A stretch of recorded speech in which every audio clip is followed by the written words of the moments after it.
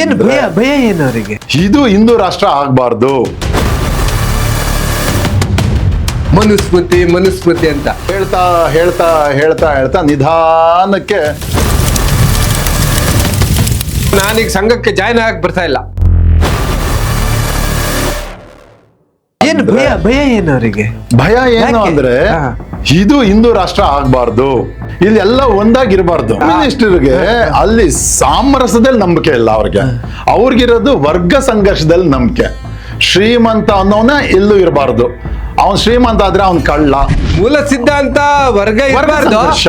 ಆದ್ರೆ ಅವ್ರ ಹೆಸರಲ್ಲಿ ಹೋರಾಟ ಮಾಡೋರೆಲ್ಲ ದುಡ್ಡು ಮಾಡ್ಕೊಂಡು ಆರಾಮಾಗಿ ಶ್ರೀಮಂತ ವರ್ಗ ಅನ್ನೋದಕ್ಕಿಂತ ಇಲ್ಲೆಲ್ಲ ಒಂದ್ ಕಡೆ ನಮ್ಮ ಕಲ್ಚರ್ ರಿಚ್ನೆಸ್ ಏನಿದೆ ಅಲ್ಲ ಬರ್ತಾ ಇದೆ.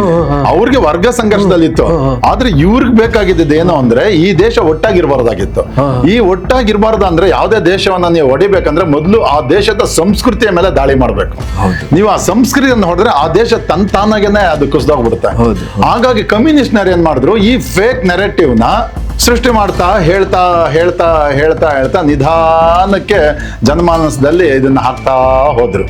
ಅಂದ್ರೆ RSS ಈ ದೇಶನ ಗಟ್ಟಿಯಾಗಿ ಒಂದಾಗಿ ಇಡೋ ಕೆಲಸ ಮಾಡ್ತಾ ಇದೆ ಅಂತ. ಯಾಕೆಂದ್ರೆ ರಾಷ್ಟ್ರೀಯ ಸ್ವಯಂ ಸೇವಕ ಸಂಘ ಸೆಪ್ಟೆಂಬರ್ 27, 1925 ವಿಜಯದಶಮಿ ದಿನ ಜನ್ಮ ತಾಳಿದ್ದೆ ಮೂರೇ ಧ್ಯೇಯದ ಮೇಲೆ ಸರ್.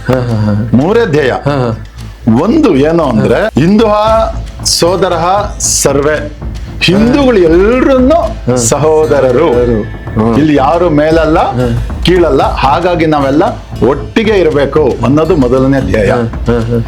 ಎರಡನೇ ಧ್ಯೇಯ, ಇಲ್ಲಿ ಈ ಜಾತಿ ಅಸ್ಪೃಶ್ಯತೆ ಅದರಿಂದ ಜಾತೀಯತೆಯಿಂದ ಈ ದೇಶವನ್ನ ನಾವು 1000 ವರ್ಷ ಪರಕೀಯರಿಗೆ, ಮೊಘಲರಿಗೆ, ಡಚ್ರಿಗೆ, ಫ್ರೆಂಚರಿಗೆ, ಗ್ರೀಸರಿಗೆ, ಬ್ರಿಟಿಷ್ಗೆ ಎಲ್ಲರಿಗೂ ಕಳ್ಕೊಂಡಿದ್ದು ಎಷ್ಟು ಸಾವಿರ ವರ್ಷ? 1000 ವರ್ಷ.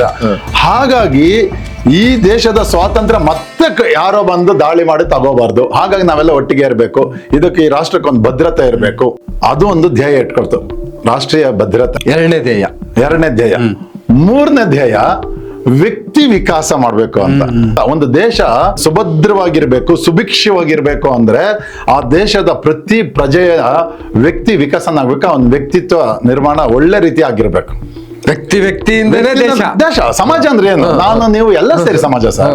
ಸಮಾಜ ಅಂದ್ರೆ ಯಾವ್ದೋ ಬಿಲ್ಡಿಂಗ್ ಮರ ಅಲ್ಲ. ಸಮಾಜದಲ್ಲಿ ಯಾರು ಸಮಾಜ ಅಂದ್ರೆ ನಾವು.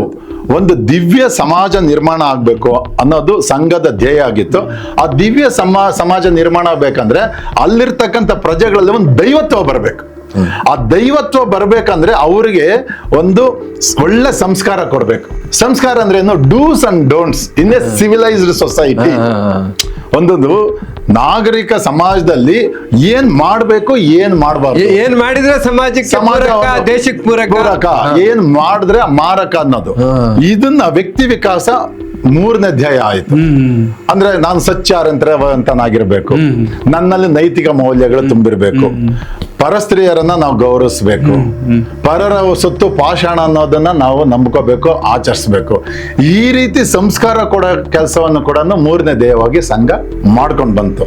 ಅದು ಗಟ್ಟಿ ಆಗ್ತಾ ಆಗ್ತಾ ಆಗ್ತಾ ಆಗ್ತಾ ಬರ್ತಾ ಕಾಂಗ್ರೆಸ್ನವ್ರು ಏನು ಬ್ರಿಟಿಷರಿಂದ ಒಡೆದು ಆಳುವ ನೀತಿಯನ್ನ ಕಲ್ತ್ಕೊಂಡು ಜಾತಿ ಆಧಾರದ ಮೇಲೆ, ಧರ್ಮದ ಆಧಾರದ ಮೇಲೆ 55 ವರ್ಷ ಈ ದೇಶವನ್ನು ಆಳಿದ್ರು. ಅವರ ಆಡಳಿತಕ್ಕೆ ಹೊಡೆತ ಕೊಡೋ ಕೆಲಸ ಸಂಘದ ಉದ್ದೇಶಗಳಿಂದ ಪ್ರೇರೇಪಿತವಾದಂತ ಬೇರೆ ಸಂಘಟನೆಗಳು, ಇಲ್ಲಿಂದ ಸ್ಫೂರ್ತಿ ಪಡೆದಂತ ಬೇರೆ ಸಂಘಟನೆಗಳು ಮಾಡ್ತಾ ಹೋಯ್ತು. ಹಾಗಾಗಿ ಕಮ್ಯುನಿಸ್ಟ್ನವರು ಕಾಂಗ್ರೆಸ್ನವರು ಇಬ್ರು ಸೇರಿ ಒಂದು ಫೇಕ್ ನೆರೆಟಿವ್, ನೀವು ಪ್ರಾರಂಭದಲ್ಲಿ ನನ್ನನ್ನ ಕೇಳಿದ್ರಿ ಯಾಕೆ ಅಂತ ಹೇಳಿ, ಇದನ್ನ ಹೇಳ್ತಾ ಹೋದ್ರು. ಸಂಘ ಅಂದ್ರೆ ಮೇಲ್ಜಾತಿಯವರು, ಸಂಘ ಅಂದ್ರೆ ಬ್ರಾಹ್ಮಣರು, ಸಂಘ ಅಂದ್ರೆ ಅಸ್ಪೃಶ್ಯರ ವಿರೋಧಿಗಳು, ಸಂಘ ಅಂದ್ರೆ ದಲಿತರ ವಿರೋಧಿಗಳು. ಅಲ್ಲ, ಸಂಘದೊಳಗೆ ಮನುಸ್ಮೃತಿದೊಂದು ಪಾರ್ಟ್ ಹೇಳ್ತಾರಲ್ಲ, ಸಂಘದೊಳಗೆ ಈ ತರದ್ ಏನಾರ ಮನುಸ್ಮೃತಿ ಬಗ್ಗೆ ಏನಾದ್ರು ಹೇಳ್ತಾರ? ನಾನು ಕಳೆದ 20 ವರ್ಷಗಳಿಂದ ನಾನು ಸಂಘದಲ್ಲಿ ಅತ್ಯಂತ ಸಕ್ರಿಯವಾಗಿ ಭಾಗವಹಿಸಿದ್ದೀನಿ. ಸಂಘದಲ್ಲಿ ಯಾವತ್ತೂ ಮನುಸ್ಮೃತಿ ಬಗ್ಗೆ ಯಾವತ್ತೂ ಅದ್ರ ಬಗ್ಗೆ ಚರ್ಚೆ ಆಗ್ಲಿ, ಅದರಲ್ಲಿ ಇರ್ತಕ್ಕಂಥ ವಿಚಾರಗಳಾಗ್ಲಿ ಯಾವತ್ತೂ ಚರ್ಚೆ ಮಾಡಿದ್ದನ್ನ ನಾನು ಭಾಗವಹಿಸಿದಂತ ಯಾವುದೇ ಬೈಠಕಗಳಲ್ಲಿ, ಸಭೆಗಳಲ್ಲಿ ಎಲ್ಲೂ ನಾನು ನೋಡೂ ಇಲ್ಲ, ಕೇಳೂ ಇಲ್ಲ. ನಾನು ಒಂದು ಗ್ರಾಮ ಮಟ್ಟದ ಬೈಠಕ್ಕಿಂದ ರಾಷ್ಟ್ರೀಯ ಮಟ್ಟದ ಬೈಠಕ್ವರೆಗೂ ರಾಷ್ಟ್ರೀಯ ನಾಯಕರು, ಪದಾಧಿಕಾರಿಗಳು ಅಥವಾ ನಮ್ಮ ಸಂಘದ ಅಧಿಕಾರಿಗಳು ಅಂತ ಹೇಳಿ, ಅಂದ್ರೆ ಇವತ್ತು ಯಾರು ನಮ್ಮ ಸರಸಂಘ ಚಾಲಕರಾದಂತ ಪರಮ ಪೂಜನೀಯ ಮೋಹನ್ ಜೆ ಭಾಗವತ್ ಇದ್ರೆ ಅವರಿರುವಂತ ಸಭೆಗಳನ್ನು ನಾನು ಭಾಗವಹಿಸಿದ್ದೀನಿ. ಆದ್ರೆ ಎಲ್ಲೂ ಈ ಮನುಸ್ಮೃತಿ ಬಗ್ಗೆ ಉಲ್ಲೇಖ ಮಾಡಿದ್ದಾಗ್ಲಿ, ಇದ್ರ ವಿಷಯಗಳನ್ನ ತಗೊಂಡ್ ಬಂದು ನಮ್ಗೆ ಹೇಳಿದ್ದಾಗ್ಲಿ ನಾನು ಎಲ್ಲೂ ಕೇಳಲು ಇಲ್ಲ, ನೋಡ್ಲಿಲ್ಲ. ಇದು ಒಂದು ಅಪ್ಪಟ ಸುಳ್ಳು. ಯಾಕಂದ್ರೆ ಅದನ್ನ ಅವರು ಮೇನ್ ಅಸ್ತ್ರ ತರ ಬೆಳೆಸ್ತಾರೆ, ಮನುಸ್ಮೃತಿ ಅಂತ. ಮನುಸ್ಮೃತಿ ಮತ್ತೊಂದು ಬಿಡಿ, ಅದು ಡಿಬೇಟು, ಅದೇನು ಅನ್ನೋದು ಮತ್ತೊಂದು ಡಿಬೇಟ್. ಬಟ್ ಅದನ್ನ ಎಲ್ಲ ಒಂದ್ ಕಡೆ ಜಾತಿ ವರ್ಗೀಕರಣದ ಪುಷ್ಟಿ ಕೊಡುವಂತ ಅದು ಮನುಸ್ಮೃತಿ. ಹಂಗಾಗಿ ಸಂಘದವರು ಅದನ್ನ ಫಾಲೋ ಮಾಡ್ತಾರೆ ಅನ್ನೋ ಒಂದು ಭ್ರಮೆಯನ್ನ ಸಮಾಜದಲ್ಲಿ ಹುಟ್ಟಿಸೋ ಪ್ರಯತ್ನ ಮಾಡ್ತಾರೆ. ಖಂಡಿತ ಇದು ಅತ್ಯಂತ ತಪ್ಪು, ಒಂದು ರಾಂಗ್ ನೆರೆಟಿವ್ ಅಂತ ನಾವ್ ಹೇಳೋಣ, ಫೇಕ್ ನೆರೆಟಿವ್. ಯಾಕೆಂದ್ರೆ ಸಂಘದಲ್ಲಿರೋ ಯಾವುದೇ ಒಬ್ಬ ಸಂಘದ ಅಧಿಕಾರಿ ಇರಲಿ ಅಥವಾ ಸ್ವಯಂ ಸೇವಕ ಆಗಲಿ ಮನುಸ್ಮೃತಿಯನ್ನು ಒಪ್ಕೊಂಡಿದ್ದಾಗ್ಲಿ ಅದರ ವಾರಸದಾರಿಕೆಯನ್ನಾಗ್ಲಿ ಎಲ್ಲೂ ಅವನು ಹೇಳಲು ಇಲ್ಲ, ಅದನ್ನ ಬಿಂಬಿಸ್ಲೂ ಇಲ್ಲ. ಅಂದ್ಮೇಲೆ ಹಾಗೇನಾದ್ರೂ ಇದ್ರೆ ಯಾರು ಹೇಳ್ತಾ ಇದ್ರೆ ಅವ್ರು ತೋರಿಸ್ಲಿ, ನಿಮ್ಮ ಸಂಘದ ಇಂಥ ಅಧಿಕಾರಿ ಇಂಥ ದಿನ ಇಂಥ ಕಾರ್ಯಕ್ರಮದಲ್ಲಿ ಇಂಥ ಸ್ಥಾನದಲ್ಲಿ ಮನುಸ್ಮೃತಿಯನ್ನ ಭಾಗದಲ್ಲಿ ಇರ್ತಕ್ಕಂಥ ಇಂಥ ವಿಚಾರಗಳನ್ನ ಇಲ್ಲಿ ತುಂಬಿದ್ರು, ಯಾವುದು ಸಮಾಜ ವಿರೋಧಿ ಆಗಿದೆ ಅಥವಾ ಜಾತ್ಯತೀತವಾದದ ವಿರುದ್ಧವಾಗಿದೆ ಅದನ್ನ ಹೇಳಿ ಅಂತ ಹೇಳಿ. ಇದುವರೆಗೆ ಯಾರು ಹೇಳಿಲ್ಲ, ಸುಮ್ನೆ ಗಾಳಿನಲ್ಲಿ ಮಾತಾಡ್ತಾರೆ ಸರ್, ಗಾಳಿನಲ್ಲಿ ಮಾತಾಡ್ತಾರೆ ದಾರಿ ತಪ್ಪಿಸೋದಕ್ಕೆ. 15 ವರ್ಷ ದಲಿತ ಚಳುವಳಿಗಳಲ್ಲಿ ಇದ್ದೀನಿ, ಅದೇ ಕೆಲಸ ಮಾಡಿದ್ದೀನಿ.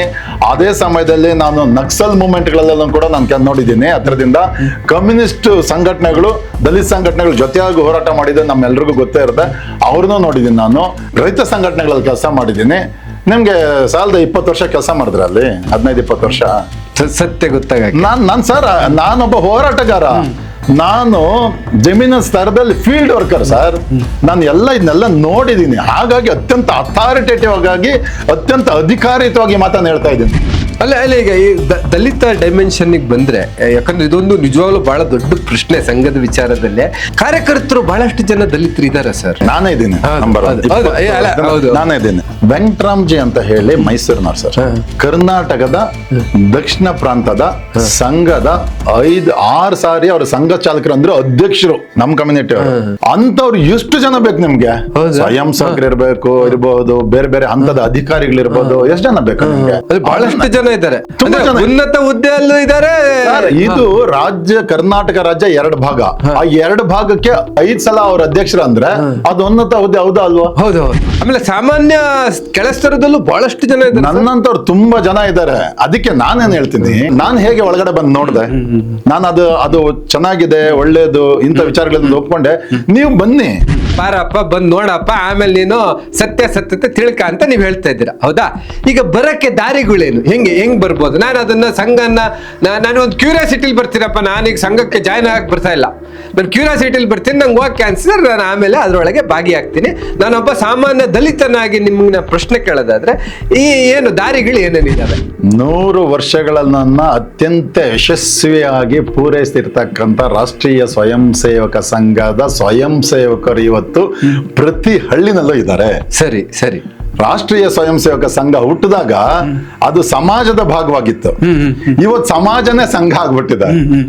ಹಾಗಾಗಿ ಒಬ್ಬ ಸ್ವಯಂ ಸೇವಕರ ಹತ್ರ ನಿಮ್ಮೂರಲ್ಲಿ, ನಿಮ್ಮ ಆ ಊರಲ್ಲಿ ಇಲ್ಲಾಂದ್ರೆ ಪಕ್ಕದೂರಲ್ಲಿ ಇರೋನ್ ಸ್ವಯಂ ಸೇವಕ ನನ್ನ ಸಂಘದ ಪರಿಚಯ ಆಗ್ಬೇಕು ಅಂತ ಹೇಳಿದ್ರೆ ಅವರೇ ಸಂಘಕ್ಕೆ ಕರ್ಕೊಂಡ್ ಬರ್ತಾರೆ. ಅಂದ್ರೆ ಆಕ್ಟಿವಿಟಿ ನಡೆಯುವಂತ ಜಾಗ ಕರ್ಕೊಂಡ್ ಬರ್ತಾರೆ. ಸಂಘದ್ದು ವೆಬ್ಸೈಟ್ಸ್ ಇದಾವೆ, ಅಲ್ಲೂ ನೀವು ಅಲ್ಲಿ ಹೋಗಿ ರಿಜಿಸ್ಟರ್ ಮಾಡ್ಕೊಂಡು ನನ್ಗೆ ಇಂಥದ್ರಲ್ಲಿ ನನ್ಗೆ ಆಸಕ್ತಿ ಇದೆ, ನಾನು ಇಂಥ ವಿಷಯಗಳನ್ನ ತಿಳ್ಕೊಬೇಕು ಅಂದ್ರೆ ಅದ್ರ ಮುಖಾಂತರ ನಿಮ್ಗೆ ಅವಕಾಶ ಇದೆ. ಹಾಗಾಗಿ ನಿಮ್ಗೆ ಇವತ್ತು ಸೋಷಿಯಲ್ ಮೀಡಿಯಾದಲ್ಲಿ ಇರೋದ್ರಿಂದ ನಿಮ್ಗೆ ಎಲ್ಲಾ ಕಡೆನೂ ಅವಕಾಶಗಳು ವಿಪುಲವಾಗಿದೆ.